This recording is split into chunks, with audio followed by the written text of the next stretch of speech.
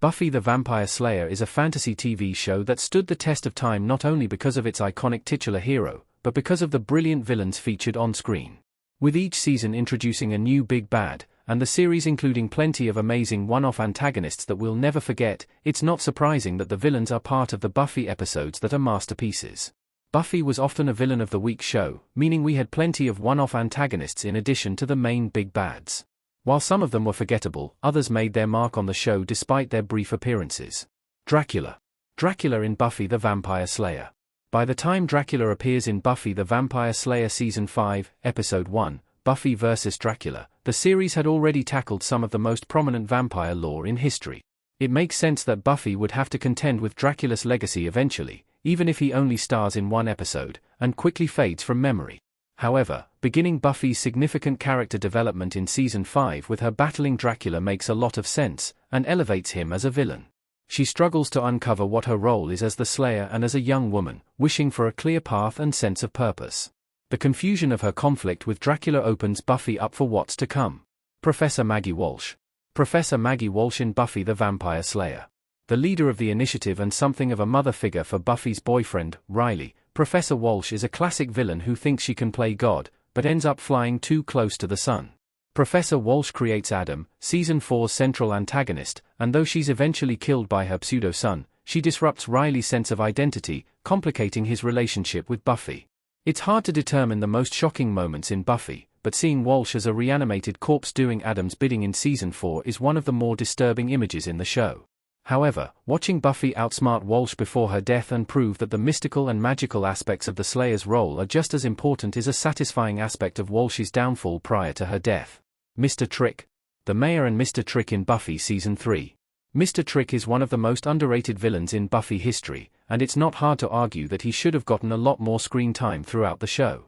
A smart, modern vampire who's ready to evolve with the changing times, he made an intriguing addition to the Mayor's team, and could have proven himself to be a worthy opponent for Buffy and the gang throughout. However, it makes sense that the role he once held was later filled by Faith. Both characters are introduced in the same episode, and then Trick's arc ends with him dying at Faith's hands.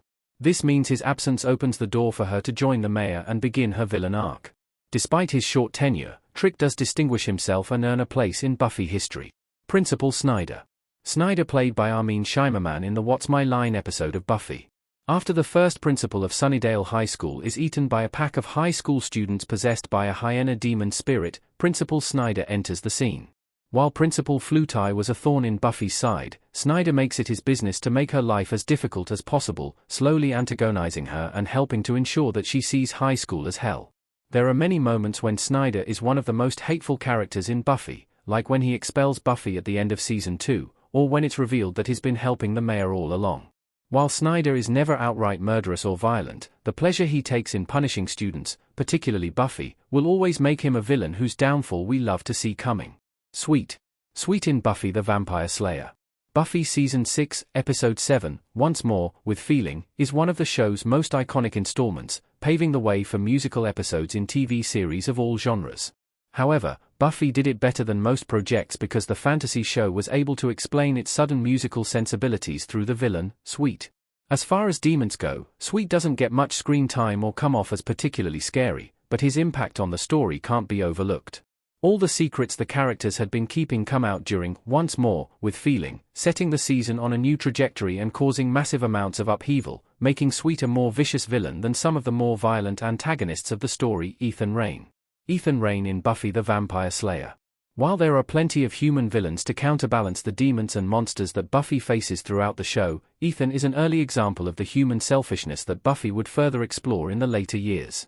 As a foil to Giles, Ethan represents the Watcher's dark past and appears every now and then in the early seasons to shake things up for Buffy and her father figure.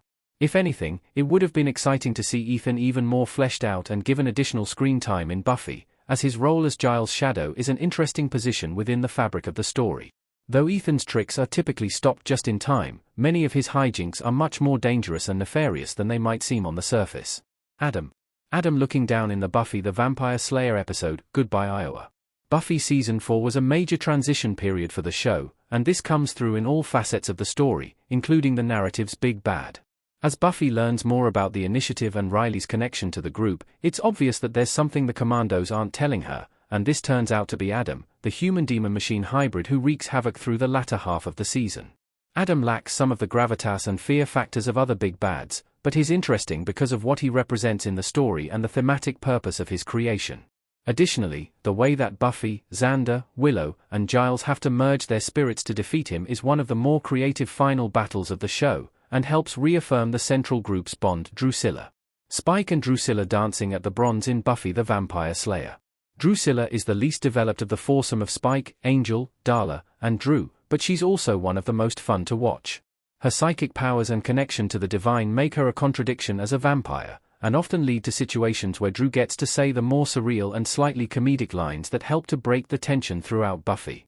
The love that Spike and Drusilla share is real, even if it is a little more violent and gory than most relationships, and this further cements the idea that vampires aren't one-dimensional in Buffy.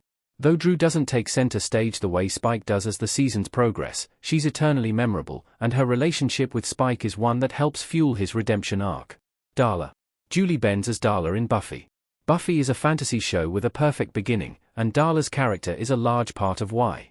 Though Darla could have easily been killed off in Season 1, never to be seen again, it was clear from the show's opening scene that she was something special and that she was pivotal in creating the texture of Buffy the Vampire Slayer.